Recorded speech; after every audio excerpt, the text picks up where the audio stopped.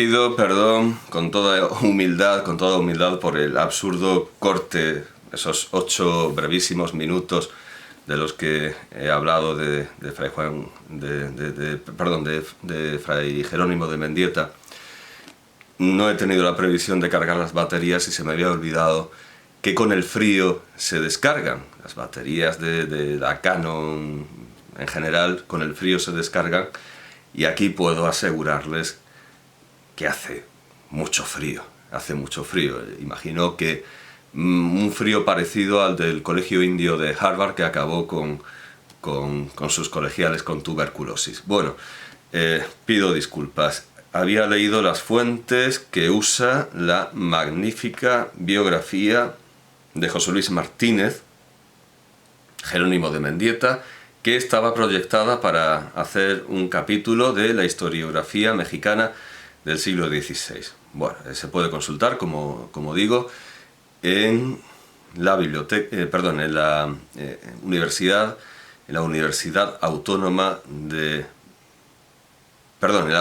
Nacional Autónoma de México, en la UNAM. Bueno, pues quería leer de esta maravillosa obra, la historia eclesiástica indiana, que fue editada por Icaz Balceta, también fue editada en la Biblioteca de Autores Españoles en 2 volúmenes, si no me acuerdo mal, pero que tenemos en una edición con alguna errata, pero muy cómoda de leer, en la Biblioteca Virtual Miguel de Cervantes. Y quería leer el capítulo 15 de la fundación del Colegio de Santa Cruz, que se edificó en la Ciudad de México para enseñar a los indios en todo ejercicio de letras. En Wikipedia, al igual que en inglés, hay una muy buena página, un muy buen artículo sobre el Colegio Indio de Harvard.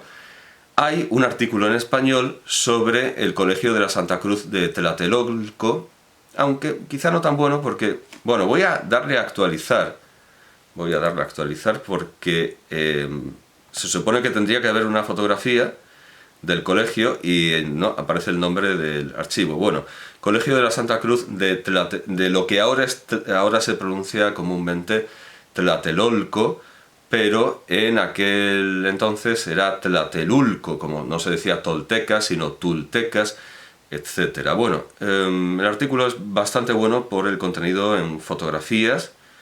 Hay unas fotografías de alta resolución, de bastante buena calidad. Por ejemplo, vemos el San Cristóbal que hay en el colegio, con lo cual, si hay un San Cristóbal, se supone que hay un tesoro, ¿verdad? Que yo sepa, el San Cristóbal en las catedrales, en las iglesias, se suele poner donde está el tesoro de la catedral, pero bueno, quizá en eso sea bastante ignorante. El caso es que, claro, era antes el convento de Santiago Tlatelolco, y bueno, aquí hay algunas referencias históricas, se habla de los grandes autores que pasaron por allí, por supuesto aparece citado Fray Jerónimo de Mendieta, por supuesto, y bueno, es bastante recomendable para tener hay un retrato de Fray Bernardino de Sahagún, y bueno, sí, hay imágenes de una bibliografía que incluye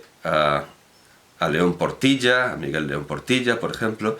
Bueno, lo enlazaré también, pero lo que quería leer era quizá uno de los pasajes más famosos de esta obra y más citado por lingüistas y, bueno, y por historiadores. El capítulo 15 de la fundación del Colegio de Santa Cruz, que se edificó en la Ciudad de México para enseñar a los indios en todo ejercicio de letras.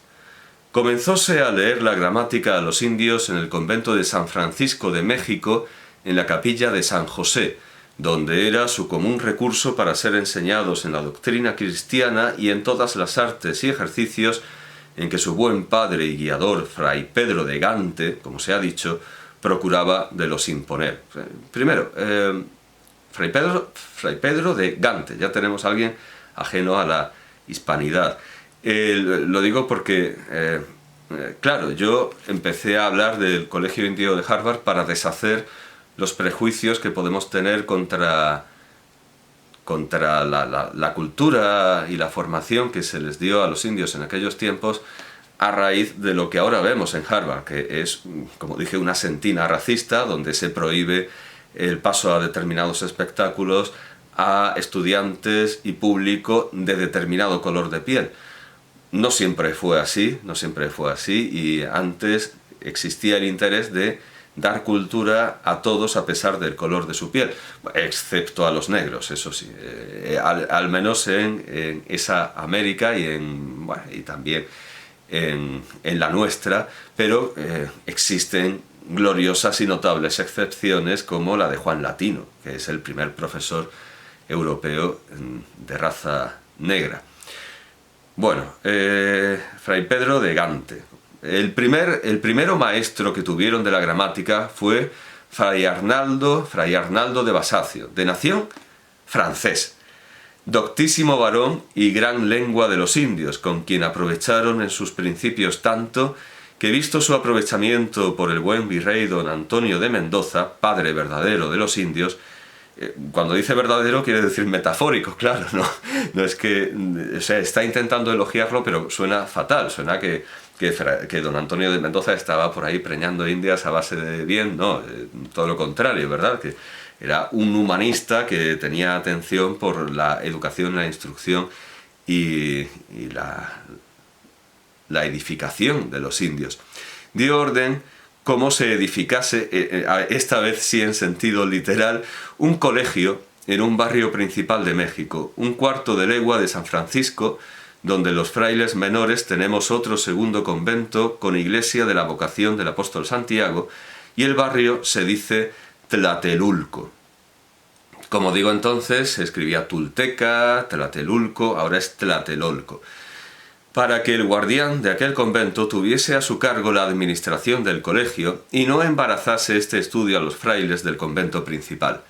El mismo virrey don Antonio edificó el colegio a su costa y le dio ciertas estancias y haciendas que tenía para que con la renta de ellas se sustentasen los colegiales indios que habían de ser enseñados, y estos fuesen niños de 10 a 12 años, hijos de los señores y principales de los mayores pueblos o provincias de esta Nueva España, trayendo allí 2 o 3 de cada cabecera o pueblo principal, porque todos participasen de este beneficio. Es decir, es un colegio de niños, a diferencia del colegio de Harvard, que es un colegio universitario para gente que va a predicar, para gente que preferiblemente va a ser cura. Esto es un colegio para todos, para niños, es mucho más global en su objeto, pero la instrucción no es menor que la que se da en el colegio universitario, porque aquí, como veremos, también se va a enseñar latín. Yo eso lo he visto en Italia, que una estudiante de liceo, una estudiante de secundaria, muchas veces puede saber más latín, más griego e incluso más hebreo si va de oyente a la universidad, que lo he visto alumnas de liceo que luego iban a la universidad a escuchar cursos por la tarde. Bueno, pues en Italia, tal como se enseñan las clásicas, tal como se enseña el latín y griego, es fácil que alguien de secundaria, de un colegio normal, un colegio en el sentido habitual, sea tan aventajado como alguien que estudia en un colegio universitario, alguien que estudia en la universidad en España, donde nuestra formación en secundaria es mucho menor, tenemos menos horas, etcétera, y larguísimo, etcétera, en el que no voy a entrar. Bueno, que era para niños, pero que no se estudiaba menos que en una universidad de hoy. Desde luego, si comparamos lo que estudiaban los niños en este colegio de Tlatelulco con lo que estudian nuestros universitarios, salen ganando los niños del colegio de Tlatelulco. Esto se cumplió luego, o sea, enseguida, y además en Iberoamérica luego sigue significando enseguida. Así, por ser mandato del virrey, como porque los religiosos de los conventos ponían diligencia en escoger y nombrar en los pueblos donde residían los que les parecían más hábiles para ello. Claro, hay un truco, ahí no estudiaba cualquiera, ahí estudiaban los más vivos, los más inteligentes, los más despiertos, porque como supongo que ocurriría también en el colegio indio, donde de cazatalentos, como se dice ahora, actuó entre otros el abuelo de Franklin. El abuelo de Franklin estaba entre los que habían dotado, que no es, desde luego, no es mal docente, estaba entre los que habían dotado de una educación primaria y secundaria, quienes luego iban a ir al colegio de Harvard. Bueno, que claro, en cierta medida es lógico. Estaba abierto a todos, pero no cabían todos, eran muy selectivos.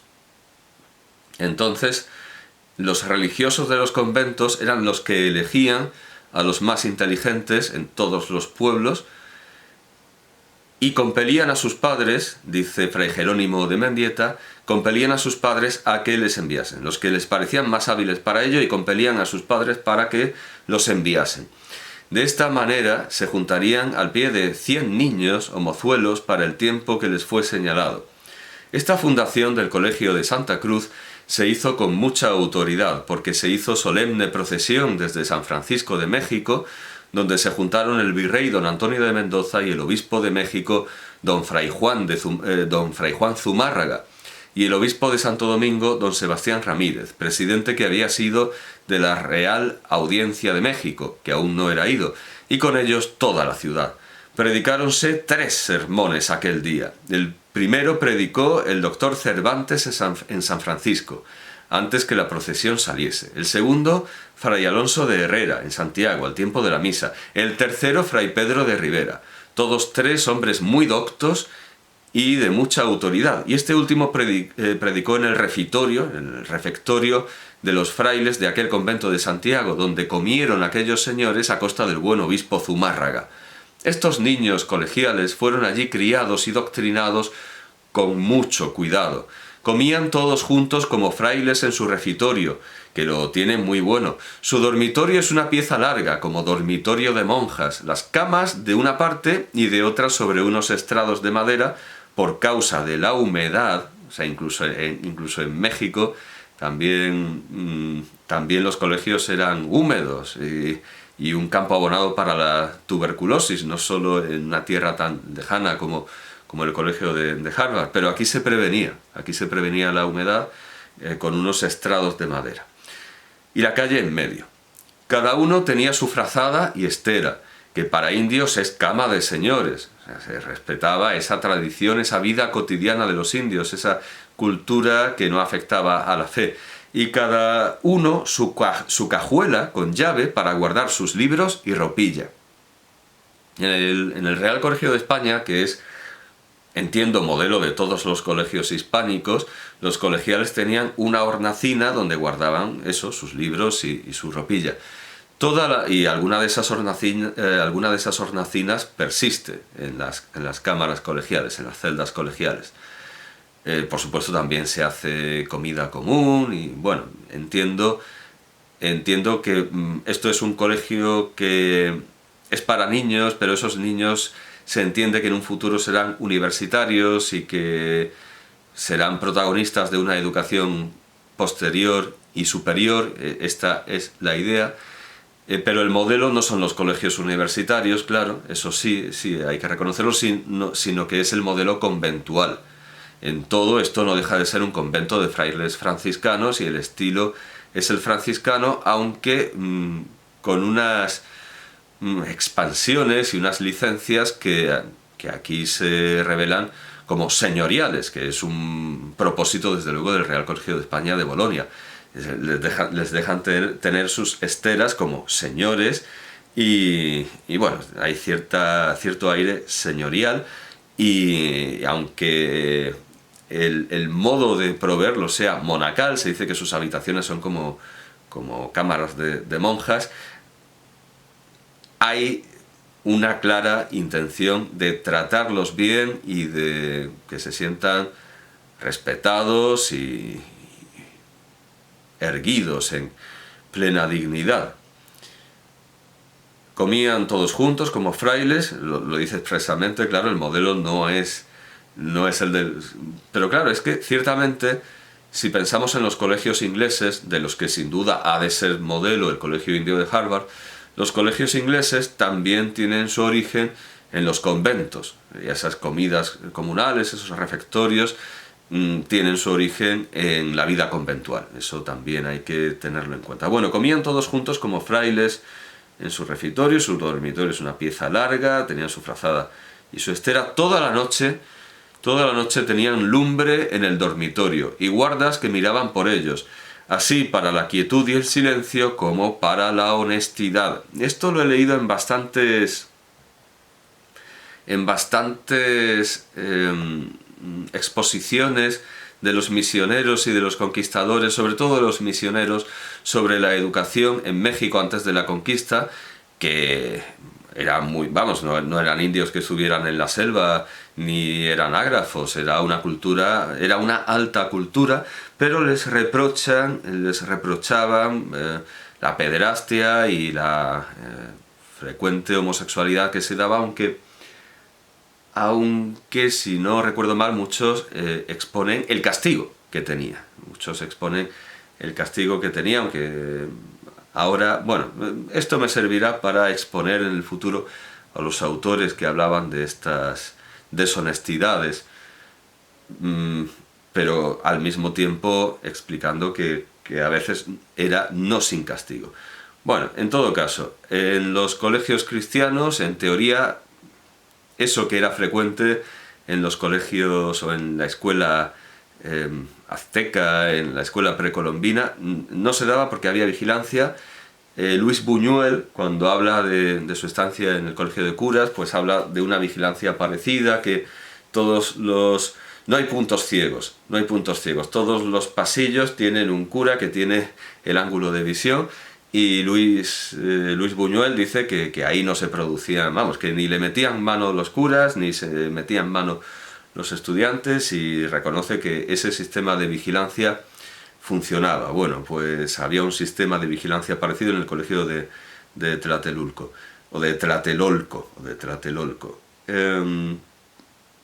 como para la honestidad, o sea, vigilaban para la honestidad. A prima noche decían los maitines de Nuestra Señora y las demás horas a su tiempo, y en las fiestas cantaban el Te Deum Laudamus. Entañendo a prima los frailes, que es luego en amaneciendo, se levantaban y todos juntos en procesión iban a la iglesia vestidos con sus opas. O sea, también no iban como pequeños frailes, sino que iban como universitarios, ¿verdad? Como la nobleza de Roma, la noblesse de Roma, iban con sus opas.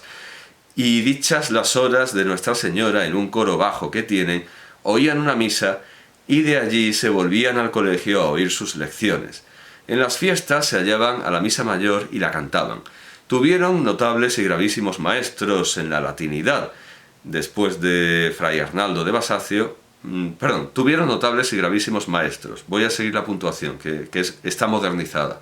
No es un punto y coma que me pueda saltar. Tuvieron notables y gravísimos maestros. En la latinidad, después de Fray Arnaldo de Basacio, a Fray Bernardino de Sahagún y a Fray Andrés de Olmos. Y en la retórica, lógica y filosofía al doctísimo Fray Juan de Gaona. Todos ellos excelentísimos lenguas mexicanas, pues con verdad se puede decir que ninguno les ha hecho ventaja después que se descubrió esta tierra. Ninguna cosa hay en este mundo, por buena y provechosa que sea, que deje de tener contradicción, porque según son diversos los gustos de los hombres, lo que a unos contenta, a otros desagrada. Y así este colegio y el enseñar latín a los indios siempre tuvo sus contradictores. Algunos años, que podemos llamar tiempos dorados, fue favorecida esta obra todo el tiempo que gobernó su fundador don Antonio y después su sucesor don Luis de Velasco el Viejo, que siendo informado no bastaba la renta del colegio para sustentar tantos colegiales, hizo de ello relación al emperador, de gloriosa memoria, y de su mandato les ayudaba cada año con 200 ducados o 300. Es decir, esto acabó convirtiéndose en empresa imperial y tuvo la protección de Carlos V. Mas después que él murió, ninguna cosa se les ha dado, ni ningún favor se les ha mostrado. Antes, por el contrario, se ha sentido disfavor en algunos que después acá han gobernado, y aún deseo de quererles, ahora sí está mal puntuado, mal acentuado, y aún deseo de quererles quitar lo poco que tenían, y el beneficio que se les hace a los indios aplicarlo a españoles, porque parece tienen por mal empleado todo el bien que se hace a los indios y por tiempo perdido el que con ellos se gasta. Y los que cada día los tratamos en la conciencia y fuera de ella, tenemos otra muy diferente opinión, y es que si Dios nos sufre a los españoles en esta tierra, es por el ejercicio que hay de la doctrina y aprovechamiento espiritual de los indios, y que faltando esto, todo faltaría y se acabaría. Porque fuera de esta negociación de las ánimas, para la cual quiso Dios descubrirnos esta tierra, todo lo demás es codicia pestilencial y miseria de mal mundo. Las razones que daban los contrarios a este estudio del colegio eran: la primera, que el saber latín los indios de ningún provecho era para la República, y esto la experiencia ha mostrado ser falsísimo, porque con estos colegiales latinos aprendieron su lengua perfectamente por arte los que bien la supieron, y con su ayuda de ellos tradujeron en la misma lengua las doctrinas y tratados que han sido menester para enseñamiento de todos los indios, y los impresores con su ayuda los han impreso, que de otra manera no pudieran. Demás de esto, por su habilidad y suficiencia, han ayudado más cómodamente que otros a los religiosos en el examen de los matrimonios y en la administración de los otros sacramentos, y por la misma suficiencia han sido elegidos por jueces y gobernadores en la República, y lo han hecho mejor que otros, como hombres que leen y saben y entienden. Y de esto buen ejemplo tenemos presente en don Antonio Valeriano, indio gobernador de la Ciudad de México, que habiendo salido buen latino, lógico y filósofo, sucedió a los religiosos sus maestros arriba nombrados en leer la gramática en el colegio algunos años, y aun a los religiosos mancebos en su convento, y después de esto fue elegido por gobernador de México, y a poco menos, y no sé si más, de 30 que gobierna aquella ciudad, en lo que toca a los indios, con grande aceptación de los virreyes y edificación de los españoles. La segunda razón, decían, que por saber latín podrían dar en herejías y errores, y serían bastantes para revolver y alborotar los pueblos. Yo no sé con qué fundamento podían juzgar esto de los indios más que de los españoles o de otras naciones, sino menos, por ser, como son, más encogidos y subjetos que otros. Mas el enemigo de todo lo bueno pone estas imaginaciones en los entendimientos de algunos para estorbar el provecho de otros. Y bien podemos decir de estos lo del salmista, que temblaron y temieron donde no había que temer, como bien se ha visto, pues en tantos años como han corrido, no se ha sentido herejía de indio latino ni de no latino, que si lo hubiera, pienso viniera a mi noticia, ni se ha sabido que alguno de ellos haya alborotado pueblos, mas antes que los hayan discreta y pacíficamente regido. Tampoco faltaron religiosos que les fueron contrarios, y serían los no muy letrados, o por mejor decir, poco latinos, temiendo que en las misas y oficios de la Iglesia les notasen los indios sus faltas. Pero no tenían razón de impedir el bien de sus prójimos por su descuido y negligencia, como no la tuvo un padre clérigo que se puso a riesgo de quedar confuso por tener en poco y hacer burla, como dicen, de los mal vestidos. Y fue que este sacerdote, no entendiendo palabra de latín, como otros muchos, no entendiendo palabra de latín, o sea, no es que fuera común, no es que diga que sea común que no supieran latín, sino que no entendiendo palabra de latín tenía, como otros muchos, siniestra opinión de los indios, y no podía creer de ellos que sabían la doctrina cristiana, ni aun el Pater Noster, aunque algunos españoles le decían y afirmaban que sí sabían. Él, todavía incrédulo, quísolo probar en algún indio, y fue su ventura que para ello hubo de topar con uno de los colegiales, sin saber que era latino, y preguntóle si sabía el Pater Noster, y respondióle el indio que sí, hízoselo decir y díjolo bien. Y no contento con esto, mandóle decir el credo, y diciéndolo bien, el clérigo arguyóle una palabra que el indio dijo, natus ex Maria Virgine. Y enmendóle el clérigo, nato ex Maria Virgine. Como el indio se afirmase en decir natus, y el clérigo que nato, tuvo el estudiante necesidad de probar por su gramática cómo no tenía razón de enmendarle así, y preguntóle, hablándole en latín, «Reverende pater, nato cuyus casus est». Y como el clérigo no supiese tanto como esto, ni cómo responder, hubo de ir afrentado y confuso, pensando de afrentar al prójimo. Así que cada uno trabaje de saber lo que es de su oficio, cada uno trabaje de saber lo que es de su oficio, y tiempo de ahora... un segundo, a ver, es que estoy leyendo los renglones larguísimos de la... Aquí está. Así que cada uno trabaje de saber lo que es de su oficio, y por ser él ignorante, no quiera que los otros también lo sean. Con todo esto ha cesado el enseñar de veras latín a los indios, por estarlos del tiempo de ahora, por una parte muy sobre sí, y por otra tan cargados de trabajos y ocupaciones temporales, que no les queda tiempo para pensar en aprovechamiento de ciencias ni de cosa del espíritu. Y también los ministros de la Iglesia desmayados, y el favor y calor muerto, y así se ha ido todo cayendo. No las paredes del colegio, que buenas y recias están, y muy buenas aulas y piezas aumentadas por el padre Fray Bernardino de Sahagún, que hasta la muerte lo fue sustentando y ampliando cuanto pudo, sino el cuidado, calor y favor que tengo dicho. Enseñóseles también un poco de tiempo a los indios la medicina, que ellos usan en conocimiento de hierbas y raíces y otras cosas que aplican en sus enfermedades, mas esto todo se acabó.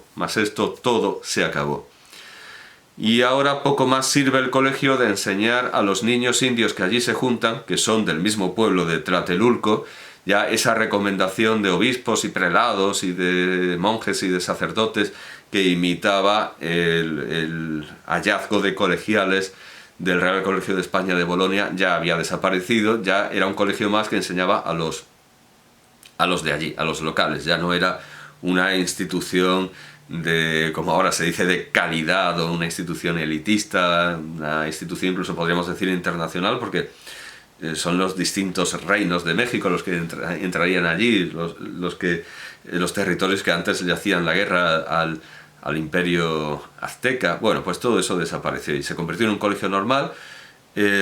Los niños indios que allí se juntan, que son del mismo pueblo de Tlatelulco, a leer y a escribir y buenas costumbres, que por cierto ya es bastante más de lo que se enseña en nuestra secundaria. Leer, escribir y buenas costumbres. Las buenas costumbres ya no se enseñan.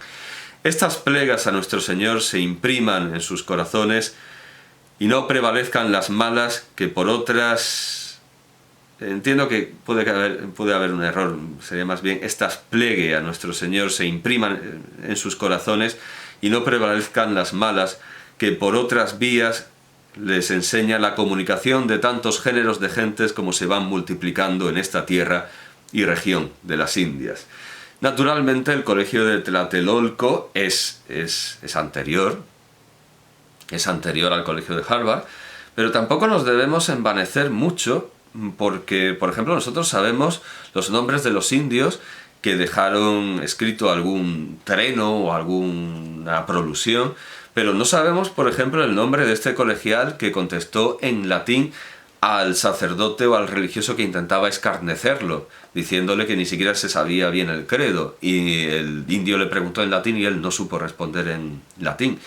No sabemos su nombre y sí sabemos el nombre de los colegiales indios, y además el colegio de Tlatelulco desapareció por mala voluntad de... Bueno, en realidad se parece mucho al declive del erasmismo. El emperador y los grandes prelados de aquel tiempo están entusiasmados con la idea de estudiar a Erasmo o de enseñar latín a los indios, pero hay una sección de fuerzas retrógradas, de fuerzas incluso también nacionalistas y supremacistas, porque no quieren que los indios tengan lo que no tienen los blancos, la cultura que no tienen los blancos, porque no quieren tenerla, y además se sienten superiores simplemente por ser blancos. Esto en cuanto a los indios, o se sienten superiores por ser españoles, esto frente a Erasmo, ¿verdad?, que introduce ideas. peligrosas. Bueno, pues estas fuerzas retrógradas al final triunfan en España, mientras que lo que acaba con el Colegio Indio de Harvard son las enfermedades, la durísima vida que hay en aquellas tierras y que no